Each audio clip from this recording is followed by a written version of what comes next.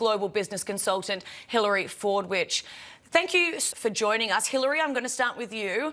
What do you make of this extension the Treasury has just put out for the debt ceiling and say at least June the 5th, at least? Now, is that enough time to get the deal done?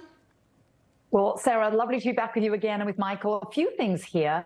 One of the things that Senator McCarthy, who actually I think has done a wonderful job of coalescing his coalition, he actually made part of his platform to be elected. He actually said he would always give lawmakers 72 hours to review any legislation. Because don't forget, these bills they're supposed to vote on are stacked high. They're thousands of pages long.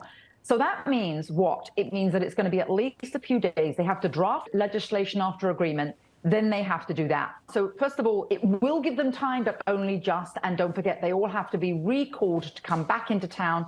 As you mentioned, they've already left town. So that's not point number one. Point number two, the second point, is with regard to this accounting. It's not just what they're agreeing to cut, it's how they're agreeing to count it. And it reminds me of that expression, what's a good accountant? It's when you ask him, what's 2 + 2? He says, what do you want it to be?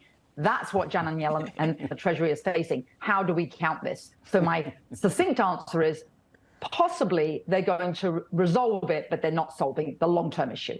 But also, you're right, it does. But what also puts pressure on them are two other things. I mean, what our adversaries think when they look at the mayhem that's going on in Washington, that's number one. But also, I think one of the things that the Biden White House, certainly the Democrats, miscalculated was they thought, because of the, we can all look back and see how McCarthy was elected, and it was round after round. I don't think they thought he could hold his coalition together as tight as it has been held.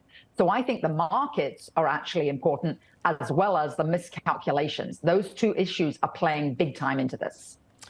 Hilary Fordwich, thank you for joining us. Pleasure.